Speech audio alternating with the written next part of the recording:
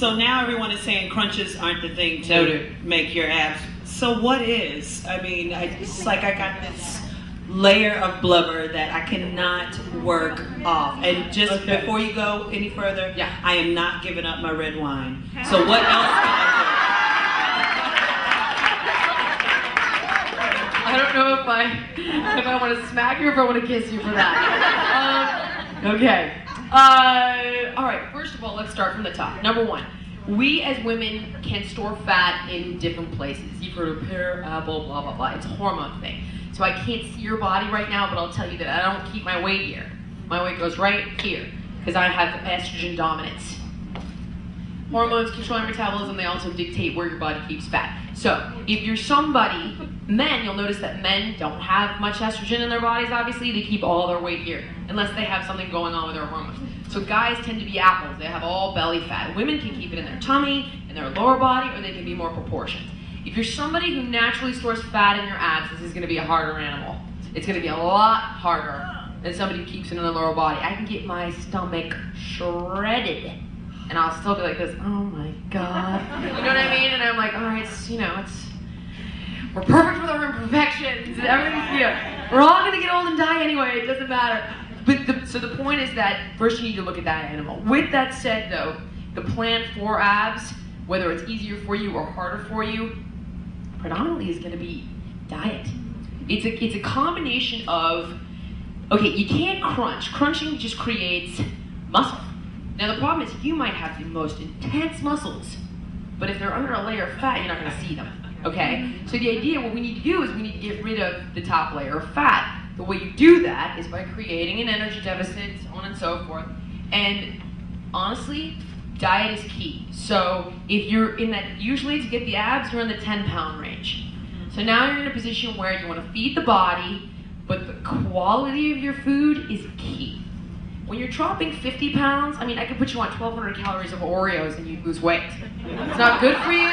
You lose all your muscle, you gain it all back, you'd be sick, but you create an energy deficit, there's going to be weight loss. But you have 10 pounds to lose and you're eating 1,200 calories of Oreos, you're going to be what I call skinny fat. You're going to be squishy. The quality of your food is key. So when it comes to abs, cut out processed foods. Processed foods. Things that, for example, white bread, white rice, things that have trans fats in them, things that are meant to stay on the shelf that are not. If it doesn't have a mother and it didn't grow from the ground, it's processed. Cheetos. Seriously? That's processed food, okay? Like, really. I mean, what's the mother of that? A Cheez-It? Come on. You know, you get it. That's not food. You know? You want to eat real foods. Whole grains. Lean proteins. Vegetables. Fruits. So on and so forth. Nuts. Beans. Blah, blah, blah, blah, blah. You get it. Common sense on this one. Then you want to make sure you stay hydrated because a percentage of this can actually be water. So I can literally, in 5 days, be ripped or not. It's like, did I have pickles and Chinese food? You know, did I not? You know what I mean? Like, water is a huge part of that equation. So truthfully, you want to keep your sodium around 1,500 milligrams. And at first it's like, well, you don't know what that means. Start reading your food labels and you'll become educated about that. And keep your water up. The more water you drink, the less water your body's going to hold. So 80 to 100 ounces of water a day, which is a nightmare because you're peeing every 5 minutes, which will have abs. So every time you're running to the bathroom and excusing yourself, just think about your abs. Right, exactly. Big season. So there's that. Then you want to create a minimal calorie deficit of like 500 calories a day until you shed off that top layer. You want to make sure that you're not starving the body or it's going to store fat. Okay? Your body's not stupid. Your body goes, wait a minute, wait. We're putting out all this energy, we're taking in very little fuel, I don't have that much weight to lose, and it will start signaling your metabolism, because your metabolism is chemistry, it's hormones. And it'll say, hey thyroid, settle down. And people will become hypothyroid from years of crash dieting. It will do all kinds, hey, cortisol, rock and roll, because cortisol stores fat and it eats muscle. Your body will change its entire biochemistry if you try to starve that weight off. You can't do it. It will only work if you have a bunch of weight to lose, and then the problem is you lose muscle and you end up gaining it all back. That's why you want to do it with exercise and so on and so forth. So, then high intensity training is going to be the best to bring out the abs. It burns a ton of calories while you do it. It burns a ton of calories after you do it. I would say functional training. Functional training is core-based training. So for example, I'd rather you do things like planks instead of an ab cruncher, push-ups instead of a chest press, things that incorporate your own body weight, things that incorporate multiple muscle groups at the same time so your body is synergizing naturally and appropriately.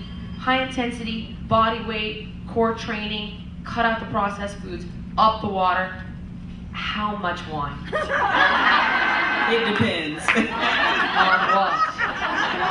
Well, you know, really just maybe a glass in the evening. A glass?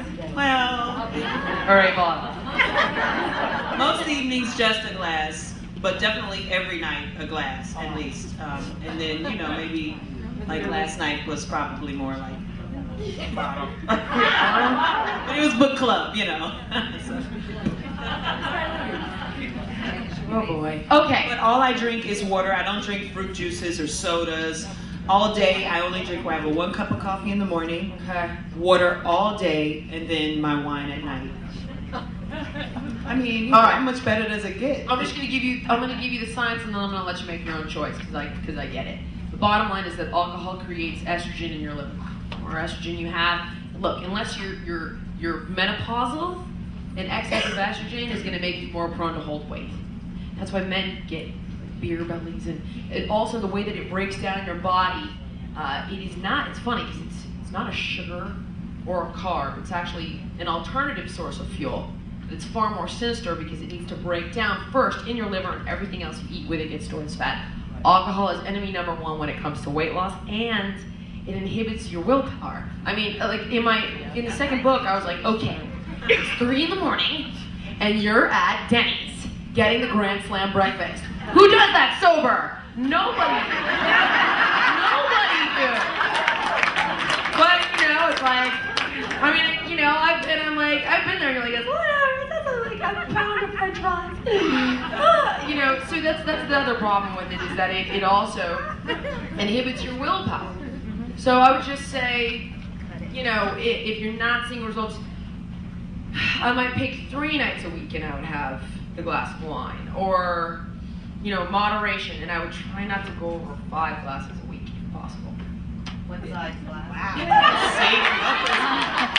I'd rather pick like 2 nights to drink instead of like 1 glass a night. I'd rather pick 2 nights where I'm like, okay, because I get it. I love my red wine. I love my chocolate. I totally get it. But I find that it works better for me when I say, okay, Friday night, I'm gonna go and have a really nice dinner with my friends, and I'll bring like my bottle of whatever. But if I do it every night, not only do I get immune to it, it doesn't settle me down at all. Because it's like it is. It's like a. I get it. Yeah. Definitely calms you. And in truth, red wine has all kinds. It can be a superfood when used in moderation. So for me, I like to do it 1 or 2 nights a week, and I can look forward to it. I can have 2 glasses. I'm happy, and then I pass out. But